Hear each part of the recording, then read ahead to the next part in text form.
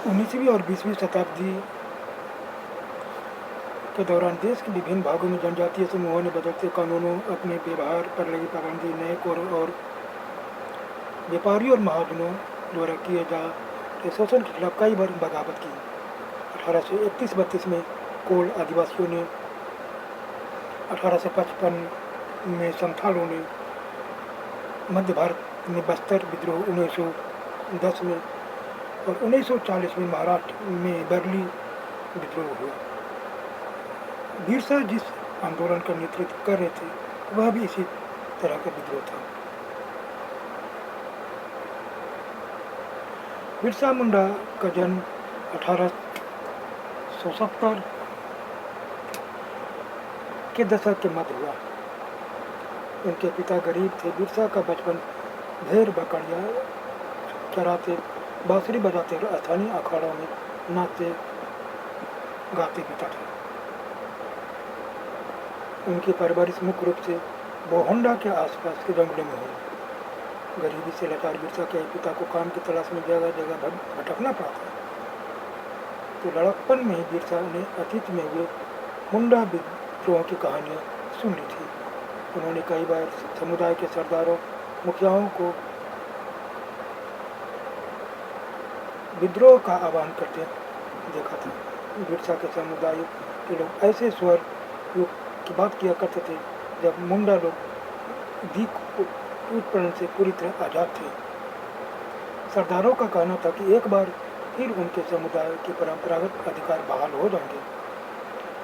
वे खुद को इलाकों के मूल निवासियों को वंचित मानते थे और अपनी जमीन की लड़ाई, मुल्क की लड़ाई लड़ रहे थे।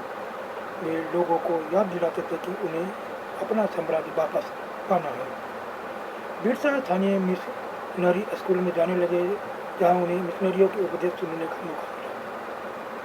वहाँ उन्होंने तो यही सुना कि मुंडा समुदाय स्वर्ग साम्राज्य हासिल कर सकता है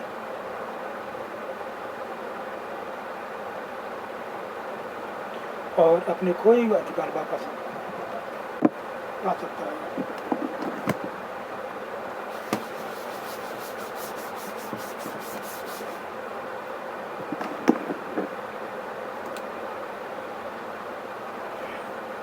अगर वे अच्छे ईसाई बन जाएं और अपनी खराब आदतें छोड़ दे तो ऐसा हो सकता है। बाद में बिरसा ने एक जाने माने वैष्णव धर्म प्रचारक के साथ भी कुछ समय बिताया। उन्होंने जनेऊ धारण किया और शुद्धता और दया पर जोर देने लगे। अपनी किशोरावस्था में बिरसा जिन विचारों के संपर्क में आए उनसे वह काफ़ी गहरे तौर पर प्रभावित थे। बिरसा का आंदोलन आदिवासी समाज को सुधारने का आंदोलन था।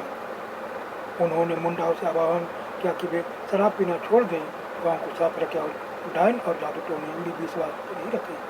बिरसा ने आदिवासियों और जमींदारों का भी लगातार विरोध किया। वह उन्हें बाहर का मानते थे जो मुंडा जीवन शैली को नष्ट करे थे। 1895 में बिरसा ने अपनी अनुयायियों से आह्वान किया कि वे अपने गौरवपूर्ण अतीत को पुनर्जीवित करने के लिए संकल्प लें। वह अतीत के एक ऐसे स्वर्ण युग, सत्य युग की चर्चा करते थे जब मुंडा लोग अच्छा जीवन जीते थे, तटबंध बनाते थे, कुदरती झरनों को नियंत्रित करते थे, पेड़ और बाग लगाते थे, पेट पालने के लिए खेती करते थे। उस काल्पनिक युग में मुंडा अपने बिरादरों और रिश्तेदारों का खून नहीं बहाते थे। वे ईमानदारी से जुटे थे। बिरसा चाहते थे कि लोग एक बार फिर अपनी जमीन पर खेती करें, एक जगह टिक कर और अपने खेतों में काम करें। आंदोलन के राजनीतिक उद्देश्यों से बहुत ज़्यादा प्रसारित थे। अंग्रेजों को बिरसा आंदोलन के राजनीतिक उद्देश्यों से बहुत ज़्यादा परेशानी थी। यह आंदोलन मिशनरियों, महाजनों, भूस्वामियों और सरकार को बाहर निकाल कर बिरसा के नेतृत्व मुंडा राज स्थापित करना चाहता था। यह आंदोलन इन्हीं ताकतों को मुंडाओं की सारी समस्याओं और कष्टों का स्रोत मानता था। अंग्रेजों की भूनीतियाँ उनकी परंपरागत भूमि व्यवस्था को नष्ट कर रही थी। भूस्वामी और महाजन उनकी जमीन छीनते जा रहे थे। मिशनरी उनकी परंपरागत संस्कृति की आलोचना करते थे। जब आंदोलन फैलने लगा तो अंग्रेजों ने सख्त कार्रवाई का फैसला लिया। उन्होंने 1895 में बिरसा को गिरफ्तार किया और दंगे फसाद के आरोप में 2 साल की सजा सुनाई। 1897 में जेल से लौटने के बाद बिरसा समर्थन जुटाते हुए गांव-गांव घूमने लगे। उन्होंने लोगों को उकसाने के लिए परंपरागत तरीकों और भाषा का इस्तेमाल किया। वे आह्वान कर रहे थे कि उनके नेतृत्व में सम्राट की स्थापना के लिए दीकू और यूरोपियों को तबाह करते। बिरसा के अनुयायी दीकू और यूरोपीय सत्ता के प्रतीकों को निशाना बनाने लगे। उन्होंने थानों और चौकियों पर हमला किया और महाजनों और जमींदारों की संपत्ति को धावा बोल दिया। सफ़ेद झंडा बिरसा राज का प्रतीक था। सन 1900 में बिरसा की हैजे सी मृत्यु हो गई और आंदोलन ठंडा पड़ गया। यह आंदोलन 2 मायने में महत्वपूर्ण था। पहला, इसने औपनिवेशिक सरकार को ऐसे कानून लागू करने के लिए मजबूर किया जिनके जरिए दीकू लोग आदिवासियों की जमीन पर आसानी से कब्जा तो नहीं कर सके। दूसरा, इसने एक बार फिर जता दिया कि अन्याय का विरोध करने और औपनिवेशिक शासन के विरुद्ध अपने गुस्से को अभिव्यक्त करने में आदिवासी सक्षम है। उन्होंने अपने खास अंदाज में अपनी खास रस्मों और संघर्ष के प्रतीकों के जरिए इस काम को अंजाम दिया।